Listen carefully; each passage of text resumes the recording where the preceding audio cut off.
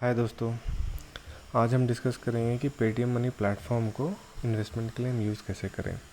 एक पुरानी वीडियो में मैंने एक्सप्लेन किया है इन्वेस्टमेंट ऑप्शंस, कौन कौन से ऑप्शंस होते हैं ट्रेडिशनली, कौन कौन से ऑप्शंस अवेलेबल हैं ऑन द मार्केट, हमें कहाँ जब कैसा रिस्क होता है।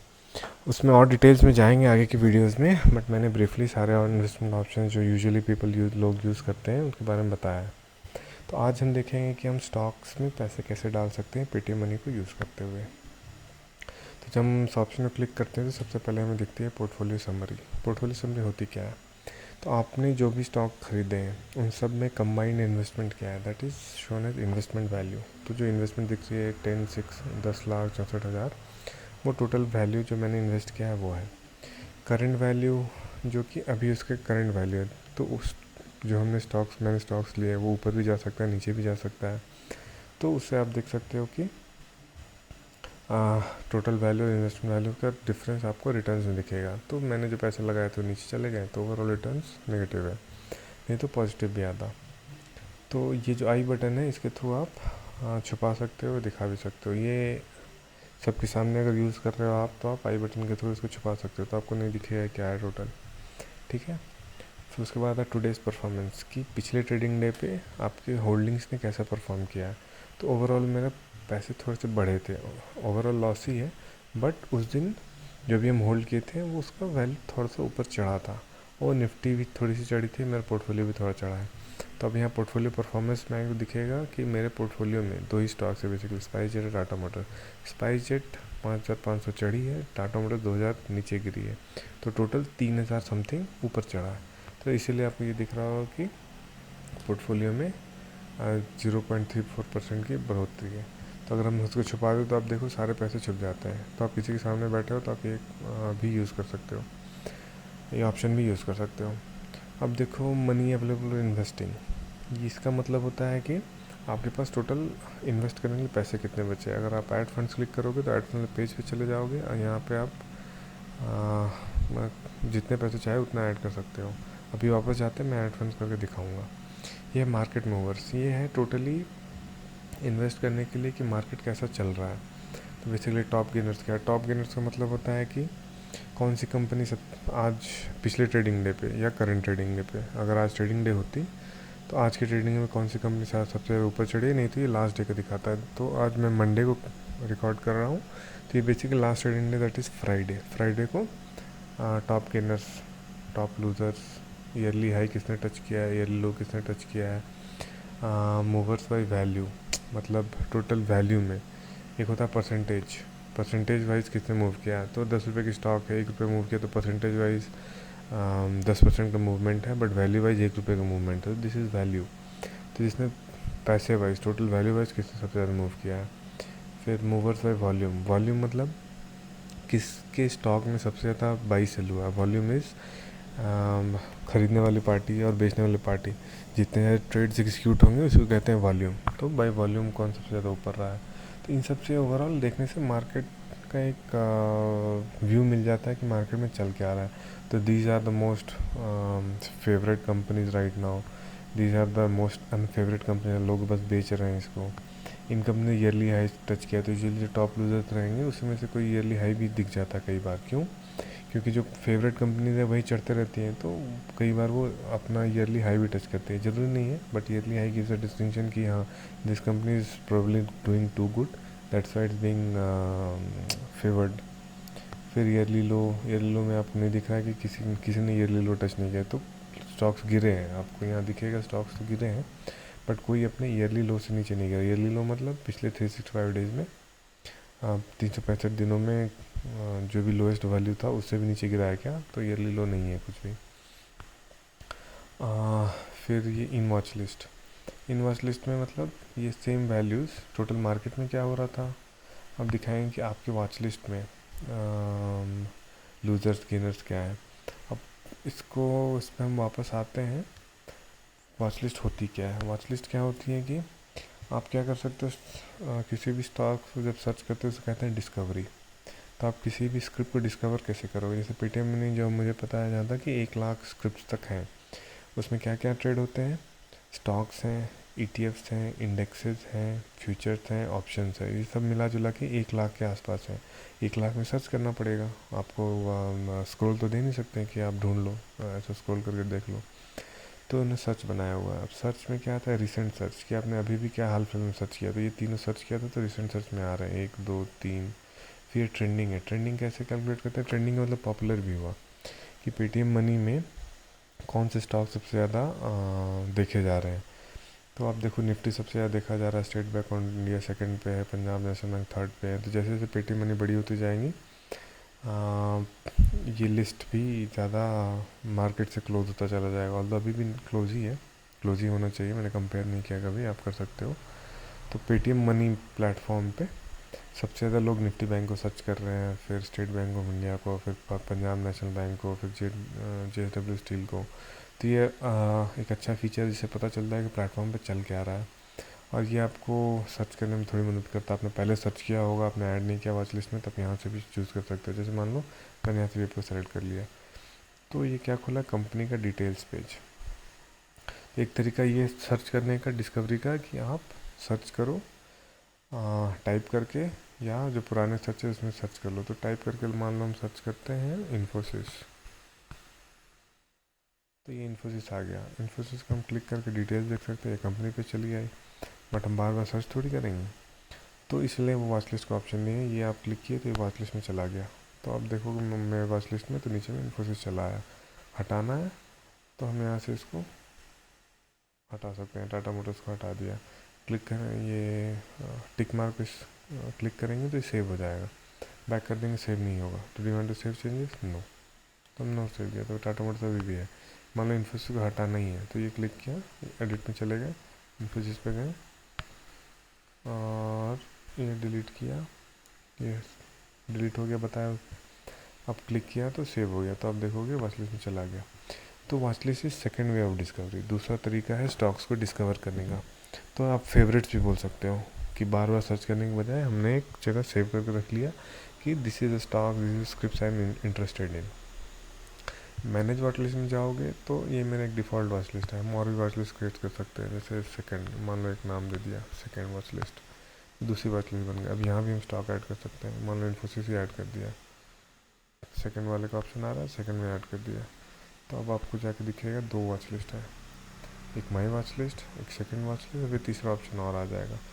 तो वॉच लिस्ट का जो लिमिटेशन है, एक वॉच लिस्ट में मैक्सिमम पेटीएम मनी पे आप 50 स्टॉक्स ऐड कर सकते हो, और टोटल मैक्सिमम आपके पास 10 वॉच लिस्ट हो सकती हैं। तो दैट मीन्स आप 500 स्क्रिप्ट्स, 500 स्टॉक्स, ETF इंडेक्स सबको ट्रैक कर सकते हो विदाउट सर्चिंग। और आसान, दूसरा आसान तरीका सर्च ही है। सर्च पे आ जाओ, जो सर्च करना कर लो।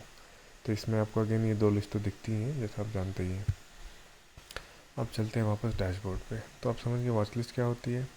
तो मेरे जो प्रेफरेंस है, मेरे जो फेवरेट्स हैं वो मेरे वॉच लिस्ट में है। तो अब ये बताते हैं कि तुम्हारे वॉच लिस्ट में कौन से स्टॉक्स अच्छा कर रहे हैं, कौन से स्टॉक बुरा कर रहे हैं। तो TCS काफ़ी गिरी है, ईयरली हाई को टच किया, मेरे वॉच लिस्ट में नहीं किया है। मूवर्स ऑफ वैल्यू, तो रिलायंस इंडस्ट्री मेरे वॉच लिस्ट में इतने सारे हैं जो मूवर्स ऑफ वैल्यूज़ हैं, जिन्हें वॉल्यूम से मूव किया वो ये हैं। फिर पोर्टफोलियो, पोर्टफोलियो जो मैंने शुरू में बताया, portfolio is collection of all the stocks you are holding. Holding मतलब अभी आपने खरीद के रखा है, बेचा नहीं है। तो मेरे पोर्टफोलियो में कोई मूवर नहीं है। तो अगेन पोर्टफोलियो पे जाएंगे तो आप देखोगे 2 स्टॉक्स मैं होल्ड कर रहा हूँ, टाटा मोटर्स DVR और स्पाइसजेट। अगेन आई बटन का वही मतलब होता है, इनेबल। आप देख रहे हो आई बटन इनेबल डिजेबल करने से आपको जो वैल्यूज़ है वो हाइड हो जाते हैं या आपको दिखने लगती हैं। तो ये पोर्टफोलियो, जो भी आप होल्ड कर रहे हो उसकी टोटल क्वांटिटी, प्राइस, अब यहाँ डिटेल्स दिखता है। पोर्टफोलियो पेज पे जाने से आपको पोजीशंस भी दिखेंगी। पोजीशंस क्या है कि आपने दिन में कुछ खरीदा तो उसको कहा जाता है you have taken a position, और आप शाम में उसको बेच दिए तो आपने पोजीशन क्लियर कर दिया, तो आपकी होल्डिंग्स में नहीं आएगी, वो पोजीशन में रह जाएगी। ठीक है, पोजीशन क्लियर हो गया। आपने शाम तक पोजीशन नहीं क्लियर किया तो वो डिलीवरी हो जाएंगी। अगर आपने cash and carry order place किया है तो मैं दिखाऊंगा कैसे प्लेस करते हैं वो, तो वो डिलीवरी हो जाएगी, यानी आपके होल्डिंग्स में चली आएगी। तो आपको वो स्क्रिप्ट स्टॉक्स एक्चुअली मिल गए। आप उसको रख सकते हो कई दिनों तक, जब आपको लगे कि बढ़ जाएंगे, पैसे बढ़ गए, तो आप उसको बेच दो प्रॉफिट में। तो होम पेज पे लास्ट जो सेक्शन है वो इक्विटी है, ETFs है। ETFs का मतलब क्या होता है, मैंने पिछली वीडियो में बताया है, it is a collection of stocks. But जो यहाँ फंड मैनेजर्स होते हैं वो इसमें ज़्यादा ध्यान नहीं लगाते, वो किसी एक इंडेक्स को उठा के उसका ETF बना देते हैं, यानी उस इंडेक्स में जितनी भी कंपनीज रहेगी उनका सारा स्टॉक से खरीद लेंगे, तो ये दैट बिकम्स एन ETF, और आपको एक ETF का यूनिट मिल जाएगा। यानी आपने 100 रुपये के लिए ETF का यूनिट खरीदा, तो आपके एक यूनिट में जो उनने जो पैसे लिए वो उस इंडेक्स में जितनी कंपनीज हैं उसमें जाके वो पैसे लगा देंगे एक पर्टिकुलर रेशियो में। वो अपन बाद में देखेंगे कि वो रेशियो कैसे वो लगाते हैं। एक्चुअली ETF की डिटेल में जाओगे तो वो दिखाते हैं, बट यहाँ वो नहीं दिखता है कि किस में कितने पैसे लगे हैं। तो यहाँ आप फंडामेंटल्स वगैरह में देख सकते हो, हर कंपनी के फंडामेंटल्स। तो हम लोग एक एक करके जाते हैं, कंपनी फंडामेंटल्स होता है क्या है। गोल्ड, डेट और ग्लोबली हम लोग बाद में आएंगे। ग्लोबली बेसिकली वो कर रहे हैं कि ग्लोबल ETFs कौन कौन से हैं, डेट ETFs कौन कौन से हैं, गोल्ड ETFs कौन कौन से हैं, इक्विटी बेस्ड ETFs कौन कौन से हैं। यानी अंडरलाइंग इक्विटी बेस्ड मतलब अंडरलाइंग इज अ स्टॉक, एक कंपनी है। गोल्ड में अंडरलाइंग इज गोल्ड, ये गोल्ड के वैल्यू फ्लक्चुएट होते हैं प्राइसेस। डेट मीन्स ये ETFs are putting money into debt instruments and these are global indexes. तो ये जैसे नैस्डैक में पैसे लगाएंगे, ये हैंगसेन में, निप्पन इंडिया हैंगसेन, मुझे नहीं पता हैंगसेन क्या होता है। मेरा एसेट फैंग का मतलब है फेसबुक, एप्पल, एनवीडिया, गूगल, इनको कंबाइंड फैंग बोलते हैं। तो उसमें ये पैसे लगाते हैं इन 4 कंपनी में बेसिकली। एक्चुअली 10 कंपनी का सेट है, उसमें पैसे डालते हैं, नाम दिया गया फैंग। तो इन सब का डिटेल्स आपको ऑनलाइन मिल जाएगा। अभी ऑल दो कंपनी में मुझे नहीं दिख रहा है कि उन्होंने ऐड किया है डिटेल्स, बट मैं आगे की वीडियोज़ में बताऊँगा। तो ये होम पेज का डिस्क्रिप्शन था। अब अपन देखते हैं कुछ और टर्मिनोलॉजीज़ में क्या होती हैं। जैसे एक्सचेंज क्या होते हैं। Exchanges are where you basically place an order, मतलब इंटरमीडियरी हुए। तो अपने यहाँ 2 बड़े एक्सचेंज हैं, NSE और BSE। NSE is national stock exchange, BSE is Bombay stock exchange. और भी एक्सचेंजेस हैं, वो ज़्यादा फेमस नहीं है, वो ज़्यादा ट्रेडिंग होती नहीं है, बट मैक्सिमम ट्रेडिंग इन्हीं 2 पे होती है। और इन दोनों में से भी 95% trading happens only on NSE, 95% trading NSE पे होती है। तो आपको वहाँ ज़्यादा प्राइसेस मिल जाएंगे अगर आप वहाँ ट्रेड कर रहे हो। BSE पे थोड़ा कम मिलेंगे क्योंकि 5% ट्रेडिंग लगभग BSE पे होती है। NSE पे लगभग 1500 स्क्रिप्ट, मतलब 1500 कंपनीज रजिस्टर्ड है। BSE पे ज़्यादा है, 4500। BSE एशिया की सबसे पुरानी इंडेक्स एक्सचेंज है।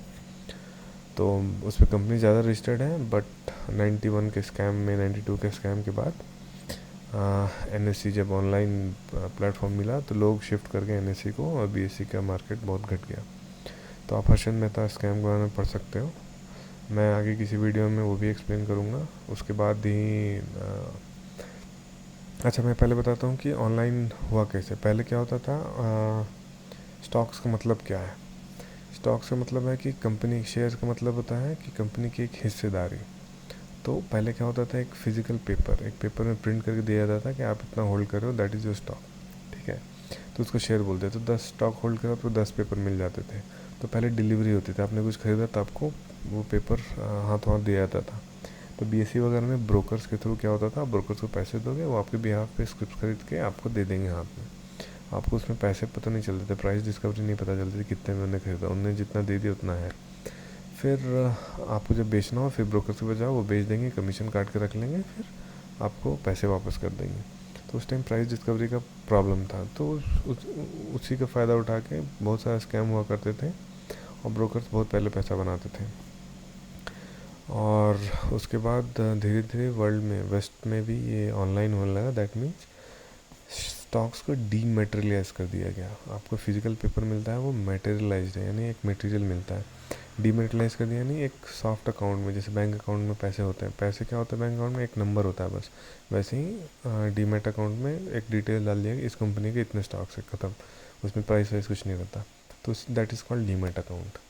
तो अब जब स्टॉक खरीदते हो एक्सचेंजेस के थ्रू ऑनलाइन, तो आपके डीमेट अकाउंट में पैसे आते हैं। तो डीमेट अकाउंट भी खुलवाना पड़ता है। आप पेटीएम मनी का अकाउंट खुलवाओगे तो प्लेटफॉर्म चार्जेस लेंगे, वो डीमेट अकाउंट के चार्जेस लेंगे, डीमेट अकाउंट आपके बिहाफ पे खोल देंगे, और ट्रेडिंग अकाउंट एक अपने पास खोल के वो आपको IR ID कर देंगे, दैट इज़ इन्वेस्टमेंट रेडी। आप पैसे डाल सकते हो कहीं भी। तो ये हुआ बेसिक कॉन्सेप्ट कि स्टॉक्स में स्टॉक्स क्या होते हैं और स्टॉक्स जाते कहाँ हैं। फिर जब आप सेल करते हो, कोई होल्डिंग सेल करते हो, तब डीमैट से वो कटेंगे और वो जिसने भी ख़रीदा उसको चले जाएंगे। बट ये डिलीवरी में 2 दिन लगते हैं, तो इसको कहते हैं T+2 ट्रांसफ़र। तो आपने जब भी ख़रीदा है आपको 2 दिन के बाद आपके डीमैट में आएंगे, जब भी बेच रहे हो तो आपको 2 दिन के बाद आपके अकाउंट से कट आज ही जाते हैं और 2 दिन के बाद वो जिसने ख़रीदा उसको मिल जाएंगे। तो ऐसा क्यों होता है कि जब हम ख़रीदते हैं तो इमीडिएटली कटता है, जब बेचते हैं तो तुरंत चला जाता है। तो जब हम ख़रीदते हैं तो दूसरे के अकाउंट से कट के वो चला आता है पहले ब्रोकर के अकाउंट में, ताकि ब्रोकर उसको अपने अकाउंट में डाल लेता है, ताकि वो दोबारा वो यूज़र उसको दोबारा ना बेच पाए। तो इसलिए कहते हैं वो ब्रोकर अकाउंट। फिर सेटलमेंट होती है, सेटलमेंट में वो क्या होता है, वो वहाँ से ट्रांसफ़र होता है। फिर CDSL और NSDL 2 इंटरमीडियरी हैं जो कि सेटलमेंट करती हैं। तो हर ब्रोकर किसी एक के साथ, जहाँ तक मुझे पता है पेटीएम CDSL के साथ इनका टाई अप है। तो ये इनका सेटलमेंट करती है। तो ये फिर ये शेयर्स ब्रोकर के अकाउंट से जो नेट होगा ब्रोकर का, जब मान लो टाटा मोटर्स के पेटीएम मनी के 10 क्लाइंट ने टाटा मोटर्स के 100 यूनिट खरीदे और 50 क्लाइंट्स ने और 10 क्लाइंट ने 90 यूनिट्स बेच दिए, तो टोटल नेट कितना हो 10। तो पेटीएम मनी को 10 यूनिट्स देने होंगे CDSL को। तो ये सेटलमेंट प्रोसेस होता है। ये शाम का BOD प्रोसेस बोला करते हैं इनको, कि एंड ऑफ द डे ये सारे CDSL को देंगे, फिर CDSL सामने वाले इंटरमीडियरी को दे देगी। और CDSL मान लीजिए आपने जीरोधा पेटीएम मनी को 10 यूनिट देने हैं, बट जीरोधा जो दूसरे ब्रोकर है उसको 10 यूनिट मिलने हैं और वो NSDL के पास है। पेटीएम मनी CDSL से डील करती है और जीरोधा NSDL से। तो CDSL और NSDL आपस में भी डील करते हैं।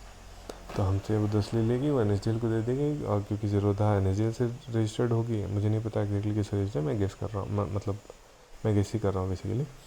तो वो NSDL को ट्रांसफ़र कर देगी उतना, तो वो इवेंचुअली जीरोधा को मिल जाएगा। फिर जीरोधा अपनी उस क्लाइंट को दे देगी जिनको ये स्टॉक्स मिलने हैं। तो ये सब सेटलमेंट प्रोसेस होता है, ये ऑफलाइन चलता है, इसलिए इसमें 2 दिन लगते हैं। तो जब आपके अकाउंट से कटेंगे इमीडिएटली कटेंगे, बट आपको मिलेंगे 2 दिन बाद। बट नॉट टू वरी, आपको अगर 2 दिन बाद भी मिलते हैं तो वो T1 अकाउंट और कुसा अकाउंट में रहता है। कुसा मीन्स कुसा इज़ द ब्रोकर्स अकाउंट। तो जैसे ही आपने स्टॉक्स खरीदे हैं वो शाम को आपके ब्रोकर के पास चले आते हैं, तो आप दूसरे दिन बेच सकते हो। आपकी डीमैट में नहीं जाएंगे, बट दूसरे दिन फिर भी आप उसको बेच सकते हो, क्योंकि माना जाता है कि आपके पास आ चुके हैं वो। फिर वो T1 अकाउंट में मूव करते हैं, फिर T1 से वो आते हैं एक्चुअली डीमैट अकाउंट में। ये प्रोसेस सेटअप है, अभी तक चेंज नहीं हुआ इंडस्ट्री में। तो ये था टोटल ब्रीफ एक्सप्लेनेशन कि स्टॉक्स कैसे कैसे मूव करते हैं T1 कुसा BO में। अब अगर हम आते हैं एक कंपनी को क्लिक करते हैं तो एक कंपनी की डिटेल पेज दिखती है हमें। डिटेल में क्या है, ये प्राइस चार्ट्स कि पैसे कैसे कैसे मूव कर रहे हैं, एक दिन का यानी लास्ट ट्रेडिंग डे का मूवमेंट है, एक वीक में कैसा मूव किया, 1 वीक में। तो ये तो इसको कहते हैं माउंटेन चार्ट। तो इसमें सिंपल आपको दिखता है कि पैसे कैसे मूव हुए, बट आपको और डिटेल में जाना है, OHLC वैल्यू यानी एक एक यूनिट करके देखना है। तो ये एडवांस ट्रेडर्स के लिए है कि इसमें क्या होता है बेसिकली कि ये जो टॉप मोस्ट वैल्यूज़ हैं ये इसको बोलते हैं हाई। फिर जो नीचे वाला पॉइंट है ये एक कैंडल बनता है, ये कैंडल में ये है लोवेस्ट वैल्यू, यानी स्टॉक इतने लोवेस्ट पे गया था, ये इतने हाईएस्ट पे गया था। ये ओपन वैल्यू है, ओपन कैसे कैलकुलेट करते, पिछले कैंडल से सब्ट्रैक्ट करते ओपन कैलकुलेट होता है। और ये है क्लोज, तो हाईएस्ट इतना गया, क्लोज यहाँ पे हुआ, ओपन यहाँ पे हुआ था और हाईएस्ट ये गया था, यानी हाई ओपन लो, ये लो हुआ, ये लो पॉइंट है और ये क्लोज पॉइंट है। तो इसको भी आगे एक्सप्लेन करूँगा। काफ़ी ट्रेडर्स इसको यूज़ करते हैं इंट्राडे ऑर्डर्स के लिए। इन्वेस्टर्स के लिए ये ज़रूरी नहीं है, इन्वेस्टर्स के लिए माउंटेन चार्ट काफ़ी है। अब ये परफॉर्मेंस होती है, ये मार्केट अब दिखाता है कितने बाई ऑर्डर्स है कितने सेल ऑर्डर्स। तो फ्राइडे को जो ट्रेडिंग हुई उस पर मैक्सिमम सारे के सारे बाई ऑर्डर थे, किसी ने बेचा नहीं है। मैं आपको डिटेल्स में एक्सप्लेन करूँगा बाद में किसी एक वीडियो में कि बाई सेल में होता क्या है, कितने टाइम स्लॉट्स होते हैं, कैसे उसको यूज़ करना चाहिए अपने एडवांटेज के लिए। फिर यह है basically price alerts. Price alerts में आप इस स्टॉक पे एक अलर्ट सेट कर सकते हो, जैसे 150 पे मैं सेट करता हूँ, अगर 160 हो जाए तो मुझे बता देना। तो अलर्ट सेट हो गया, जब भी 160 टाटा मोटर्स DVR टच करेगी तो मुझे एक मेल आएगा और एक नोटिफिकेशन आएगा इसी ऐप पे। और ये उसके पास सिमिलर कंपनीज, ये ऐसी कितनी कंपनीज हैं, आप उसमें भी पैसे डाल सकते हो। तो आज के लिए इतना ही।